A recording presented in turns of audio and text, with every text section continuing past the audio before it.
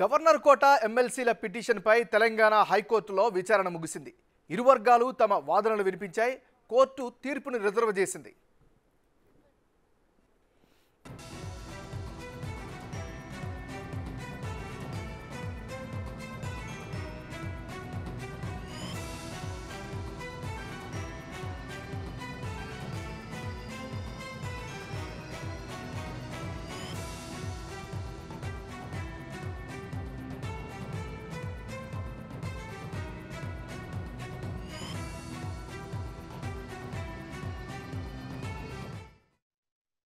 బులెటిన్లో మనం breaking news చూస్తున్నాం. గవర్నర్ కోట ఎమ్మెల్సీల పిటిషన్పై తెలంగాణ హైకోర్టులో విచారణ ముగిసింది.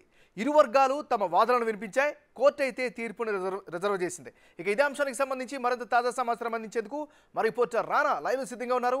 రానా, చెప్పండి, కోర్టు ఏం చెప్పింది? మీ దగ్గరున్న అప్డేట్స్ ఏంటి?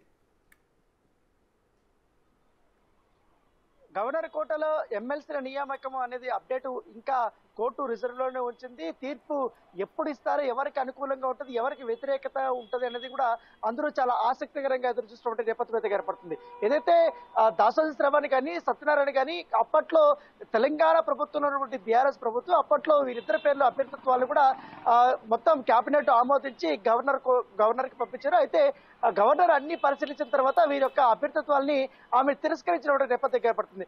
తిరస్కరించినటువంటి అంశాన్ని మీరు కోర్టు దృష్టికి తీసుకెళ్లారు. దాంతోపాటు కొత్త ప్రభుత్వం వచ్చింది. కొత్త ప్రభుత్వం వచ్చిన తర్వాత మరొక ఇద్దరిని కొత్త ప్రభుత్వం ఎమ్మెల్సీ కోట గవర్నర్ కోటలో ఎమ్మెల్సీలుగా కూడా వీరి పేర్లను ప్రతిపాదించింది. వాళ్ళ అభ్యర్థుల యొక్క పూర్తి డీటెయిల్స్ కూడా గవర్నర్ కి పంపించిన నేపథ్యం ఏర్పడుతుంది. గవర్నర్ వీరి యొక్క పూర్తి మొత్తం డీటెయిల్స్ చూసిన తర్వాత వీరి యొక్క ఎంపికకి ఆమె గ్రీన్ సిగ్నల్ ఇచ్చిన నేపథ్యం ఏర్పడితే వీరికి ఆమోద ముద్ర వేసింది. సో ఆమోద ముద్ర వేసిన తర్వాత వీరు మరొకసారి కోర్టుకు వెళ్లారు.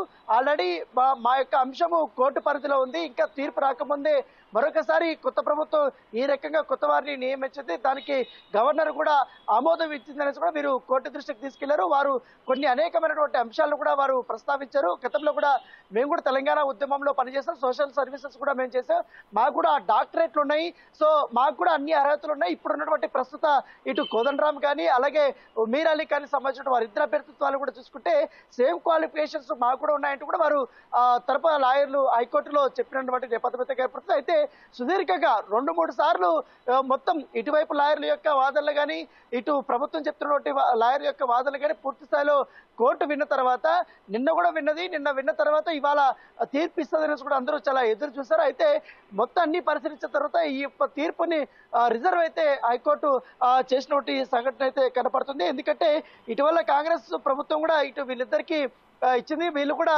ప్రమాణ స్వీకారం చేయడానికి ఇటు మండలికి కూడా వెళ్లారు. మండలికి వెళ్ళినప్పుడు అక్కడ శాసనసభ మండలి చైర్మన్ గుత్తా సుఖేందర్ రెడ్డి కూడా అందుబాటులో రాకపోవడం, దాదాపు 3 గంటల పాటు కూడా వీరిద్దరు కూడా ఎదురు చూశారు. ఎదురు చూసిన తర్వాత వీళ్ళు వచ్చారు. వెంటనే వీళ్ళు ఎదురు చూసిన తర్వాత 2వ రోజే హైకోర్టులో పిటిషన్ వచ్చిన నేపథ్యం ఏర్పడుతుంది. దానికి సంబంధించిన తీర్పు వాయిదా వేసిన నేపథ్యం ఏర్పడుతుంది. సో ఈ నెల మొత్తం 4వ తారీఖు నుంచి 8వ తారీఖు నుంచి మళ్ళీ 14 అయింది. 14 నుంచి ఇవాళ అయింది. ఇవాళ మరియు రిజర్వ్ అయింది కాబట్టి అది రేపు ప్రకటిస్తారా లేకపోతే నెక్స్ట్ వీక్ ప్రకటిస్తారా, అసలు ఎప్పుడు ప్రకటిస్తారా అనేది కూడా అందరూ చాలా ఆసక్తికరంగా ఎదురు చూసినటువంటి నేపథ్యం ఏర్పడుతుంది. ఇప్పటికే కోదండరామ్ సంబంధించిన లాయర్లు కానీ మీర్ అలీ ఖాన్ సంబంధించిన లాయర్ కానీ వారు ఒకటే చెప్తున్నారు, ఏదైతే కోర్టులో చెప్పినటువంటి అన్ని అంశాలు కూడా వారు లేవనెత్తినటువంటి అంశాలను కూడా మేము పూర్తి స్థాయిలో జవాబు చెప్పాము. వాళ్ళు కూడా మేము వారు లేవనెత్తినటువంటి అంశాలను పరిగణలో కూడా తీసుకున్నాము.